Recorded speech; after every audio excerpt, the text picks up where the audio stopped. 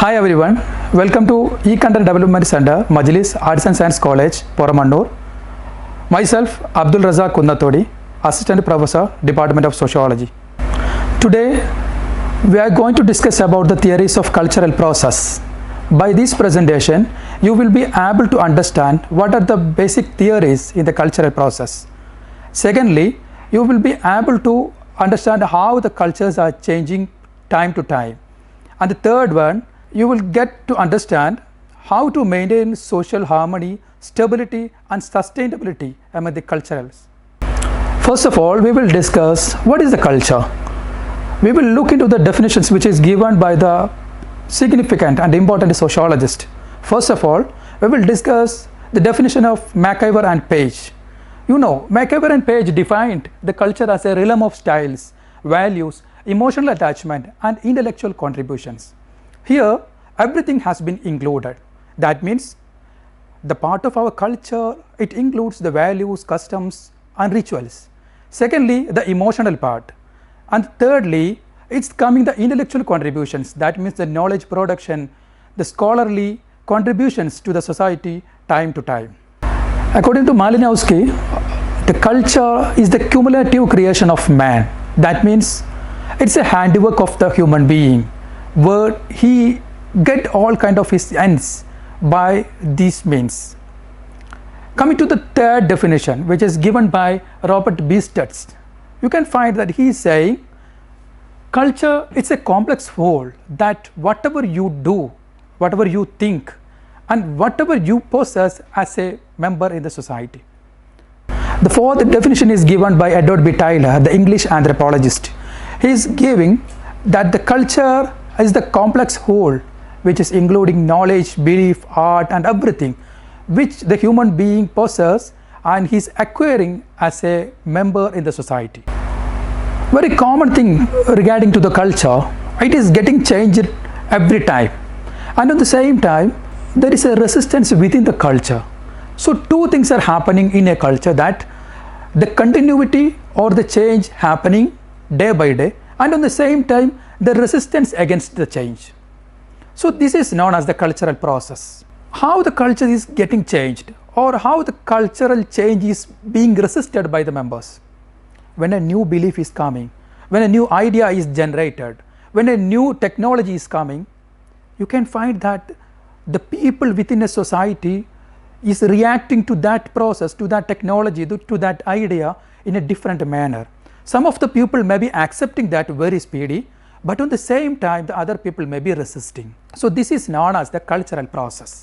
So we can conclude that there are three sources or the three forces which is responsible for the change and resistance within a culture. Firstly, it's the forces within the society. Second one, the changes which is happening in the environment. And the third, the cultural contact with the society to society. And looking at the cultural processes, we can find the significant are evolutionism, acculturation, assimilation, enculturation, diffusion and cultural integration as the important ones. So the first one is evolutionism. While I am saying that the word evolution, you may remember Charles Darwin's the very famous book Origin of Species, in which he contributed for the first time the concept of the evolution. And the concept of the evolution was imparted to all other disciplines, scientific disciplines. And here in sociology, what is meant by the evolutionism? It is a qualitative change which happens in a society and related to its culture. So you can find that in evolutionism, all kind of the scholarly activity of describing, explaining and at the same time understanding the process can be done in a very easy way. Look at, for example, in a school, if the number of the students are increasing every year, it is quantitative change. But at the same time, the pass percentage in a school is increasing every year, we can say that it's a qualitative change. Very importantly, we discuss about very famous sociologist's contribution to the evolutionist theory. First one, A.B. Tyler. He was known as the father of anthropology for his contribution of culture, and for the first time he introduced the concept of culture. In his book, The Primitive Culture, he defined what is a culture and what is a civilization. Edward B. Tylor, he described the evolution of the culture from simple to complex. Look at the primitive societies. Their life was not much busy as we are facing today. There were not much role and statuses in the society. There were not much social institutions in the primitive societies. But coming to the modern societies, every day a human being is executing multiple roles as father, mother, and at the same time an officer, and at the same time a big brother, and at the same time a politician, and so on. So the society is getting changed from simple to complex during the course of the time. This is presented by Edward B. Tylor, and he is saying that culture or civilization, taken its wide ethnographic sense, it is a complex whole which includes knowledge, belief, art and artifacts, everything which is acquired by a man as a member of the society. The second significant contributor to the concept of the evolutionism, the theory of evolutionism regarding the cultural process, is the American sociologist Henry Morgan. Morgan, in his monumental work, The Ancient Society, he is describing the moving of the societies from one stage to other stage. Importantly, he contributed the societies are evolved from savagery to barbarism, then to civilization. So there are three processes. The human being evolved from savagery to barbarism, then to civilization. And whatever we are living today, it is known as a civilization. And to identify each and every stage, Henry Morgan has put some kind of the signs. For example, savagery was the period before pottery. That means before discovering the pottery or the utensils which is made up of the mud, that stage, it belongs to savagery. When it is coming to the ceramic age, it is known as the barbarism. And when it is coming to the invention of the alphabets and the writing skills was invented, this is known as the civilizational period.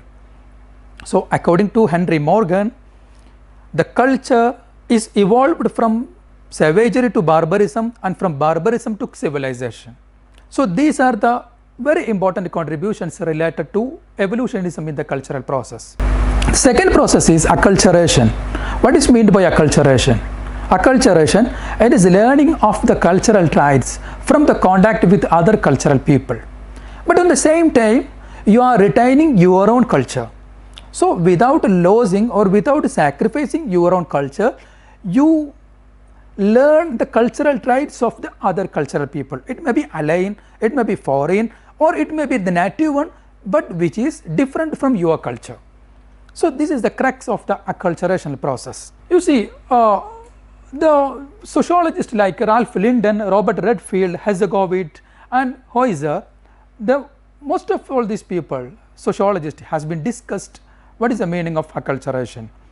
And even according to Hezegovitz, when a child is learning his own tradition or his own cultural traits, it is constituted into the acculturation process. So here you can find that the majority and in the contact with a majority culture with a minority culture, how both are taking and giving their cultural habits.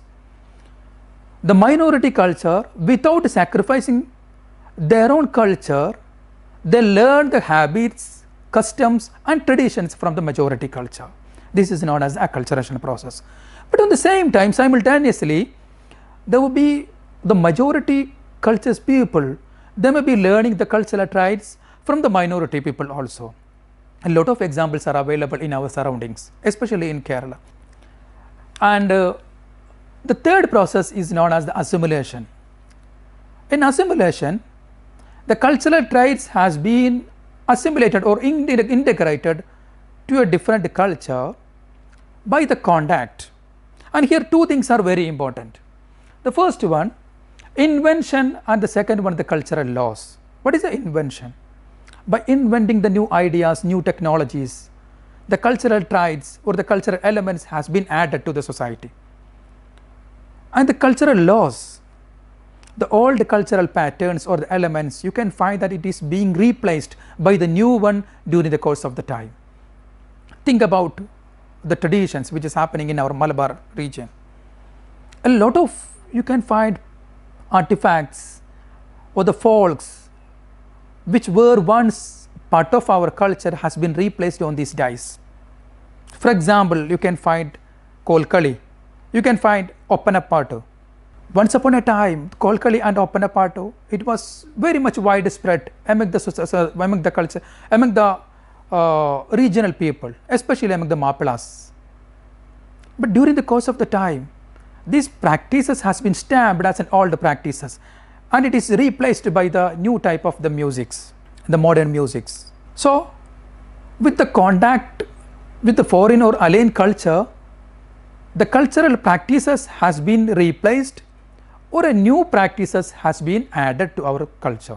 This is happening in the assimilation process. And here, very important factor which is contribute to the cultural assimilation, it is the education. How the education, while we are getting educated, while we are reading and learning about a different culture, we are trying to impart that particular cultural element to our life. It may be in our dress code, it may be in our attire, it may be in our appearance, it may be in our attitude, and a lot of changes you can find. Look at a lot of examples, isn't it? While we are showing the sign of victory as like this, it is imparted from a foreign culture. When we are saying hello, it is borrowed from some other cultures. Good morning, it is taken from other culture. So in the same way, you can find that a lot of things which is happening every day, our culture is being updated with the contact with the other culture. So this process is known as the assimilation. The fourth one in the cultural process is diffusion. What is diffusion? The cultural traits of a particular society, it is being transmitted or it is spread across the world. It may be due to a lot of reasons. It might be because of a lot of reasons, like migration.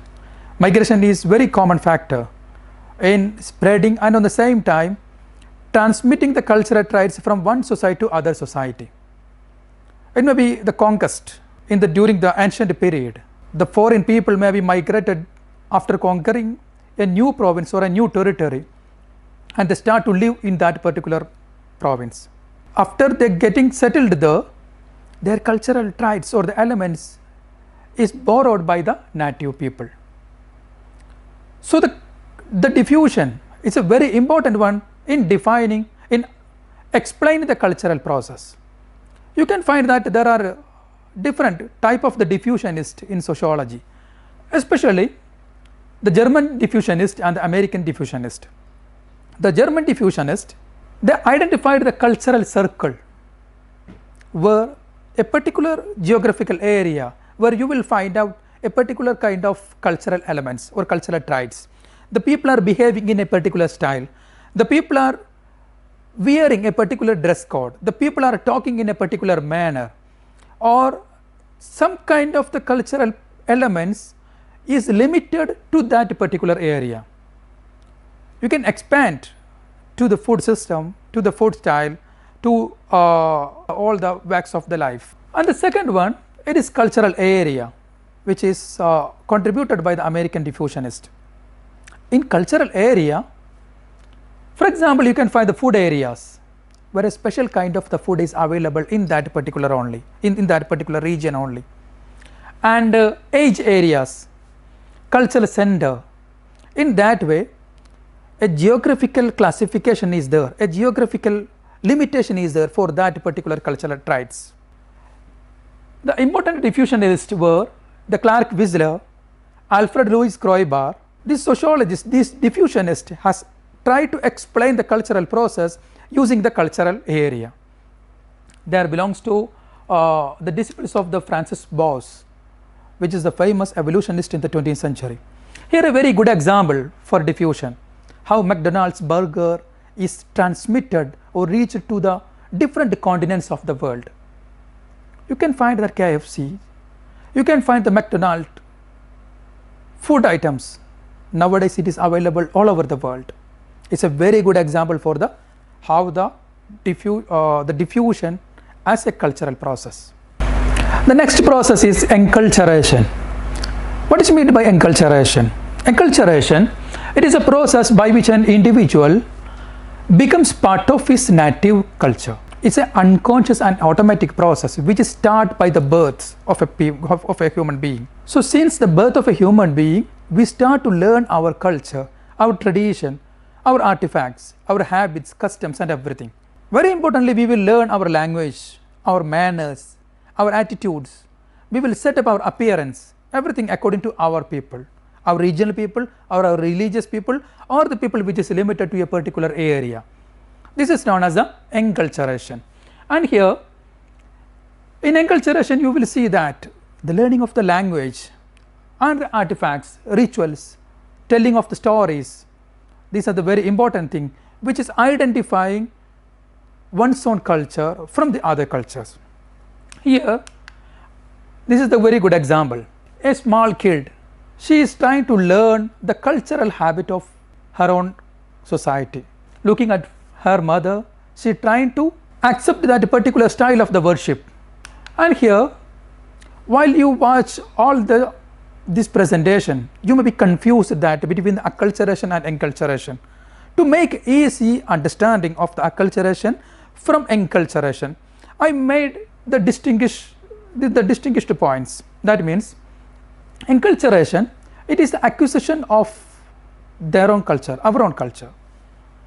Second one, enculturation, it is very essential for our survival. But in comparison to acculturation, it is the amalgamation of a secondary culture, not the primary one. And the acculturation process, it is not essential to our survival. So the enculturation process, it is very essential to everyone's life. It starts from the births, and learning one's own cultural traits, elements is known as enculturation. Whilst getting into a secondary culture or trying to absorb the elements of a foreign culture or an alien culture is known as acculturation. The next process is cultural integration. What is meant by cultural integration? One culture, it is gaining the ideas, technology or a particular practices of another culture when it seems as very healthy and helpful for their own culture. So the cultural integration, it's a sign of a healthy process. Look at the technology. Look at the new ideas which is coming out from the Western world or from the Eastern world, from the Orient or the Occident of the world. Irrespective of its place of origin, we try to accommodate, we try to adopt that particular practices in our culture. So this process is known as the cultural integration. And cultural integration, according to Ruth Benedict, she says that it is very essential for the social harmony or the cultural harmony of the society. So we can see that the cultural integration is a very essential process for the health of any culture and any society. Only by the cultural integration we can achieve our ends. And at the same time, we will find that a country like India with a plurality of religion, region, creed and caste, only by the integration, by accommodating, by adapting the other cultures, cultural traits, elements and practices, we can move towards progress. So, by today's presentation, we discussed about what is the culture, and secondly, we discussed about the different process which is happening in the culture, cultural growth or the cultural parallel and other process. Importantly, we discussed about firstly we discussed about the evolutionism and the branches, the American evolutionist and at the same time the British evolutionist. Then we discussed about acculturation process. Then we came to discuss about diffusion, then to enculturation and the cultural integration. So very primarily we have to differentiate between acculturation and enculturation. While enculturation, it is a familiarizing our primary culture, the acculturation process, it is getting to know about a secondary culture. We will wind up here. Till then, bye.